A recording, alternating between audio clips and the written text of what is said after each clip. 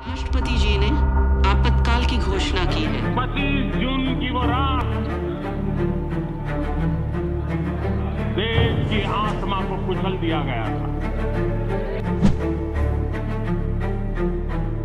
अनुशासन के नाम पर अनुशासन का खून भंग कर दिया। संघ को कैसा चढ़ा जुनून। आपातकाल की घोषणा ने देश की राजनीति में दूरगामी बदलाव की शुरुआत की और लोकतंत्र के मूल्यों की अहमियत भी दिखाई। 25 जून 1975 को रातों रात सब कुछ बदल गया। 26 जून 1975 का दिन भारत के इतिहास का सबसे काला दिन कहा जाता है। लोकतांत्रिक भारत का काला अध्याय 21 मार्च 1977 को खत्म हुआ। राष्ट्रपति फखरुद्दीन अली अहमद ने प्रधानमंत्री इंदिरा गांधी के अनुरोध पर धारा 352 के तहत आपातकाल की घोषणा की थी। आजाद भारत के दौर का ये सबसे विवादास्पद दौर माना जाता है। लोकनायक जयप्रकाश नारायण ने इसे सबसे काले घंटों की संज्ञा दी। इस घोषणा के तुरंत बाद रातों रात कई नेता हिरासत में ले लिए गए। वास्तव में 25 जून की घटनाओं की जड़ 12 जून 1975 थी। उस दिन सुबह सुबह ये खबर आई कि अदालत ने फैसला सुनाया है कि इंदिरा गांधी ने 1971 में रायबरेली चुनाव जीतने के लिए सरकारी मशीनरी का गलत इस्तेमाल किया था और इस कारण न्यायालय ने उनका चुनाव रद्द कर दिया और उन्हें 6 साल के लिए चुनाव लड़ने के लिए अयोग्य भी घोषित कर दिया।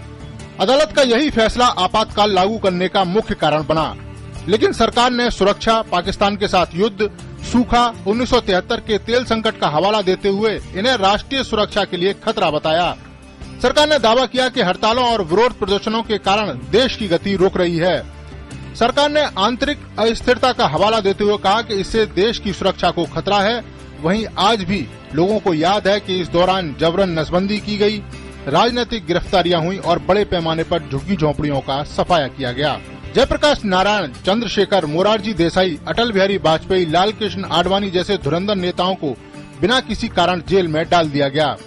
लाल कृष्ण आडवाणी ने इसे नाजी शासन का एक रूप बताया और इंदिरा गांधी के कदम की तुलना हिटलर से की। आपातकाल से पहले देश एक बदलाव के दौर से गुजर रहा था। 5 जून 1975 को बिहार में अपने प्रसिद्ध भाषण में जयप्रकाश ने कहा कि भ्रष्टाचार मिटाना, बेरोजगारी दूर करना, शिक्षा में क्रांति लाना ऐसी चीजें हैं जो आज की व्यवस्था से पूरी नहीं हो सकती। उन्होंने कहा यह तभी संभव है जब संपूर्ण व्यवस्था बदल दी जाए। पहली बार जेपी ने संपूर्ण क्रांति के शब्द का इस्तेमाल किया। बिहार में लगी चिंगारी कब पूरे भारत में फैल गई पता ही नहीं चला। 1975 में अदालत में गांधी पर चुनावों में भ्रष्टाचार का आरोप साबित हो गया और जयप्रकाश ने उनके इस्तीफे की मांग की। लेकिन कुछ समय बाद ही इंदिरा गांधी ने राष्ट्रीय आपातकाल की घोषणा कर दी। जेपी के नाम से मशहूर जयप्रकाश नारायण घर घर क्रांति के पर्याय बन गए। उस समय राष्ट्रकवि रामधारी सिंह दिनकर ने कहा था कि सिंहासन खाली करो कि जनता आती है। पूरे उत्तर भारत में कांग्रेस विरोधी लहर थी, लेकिन किसी को भी ये आभास नहीं था कि इंदिरा गांधी भी चुनाव हार सकती हैं।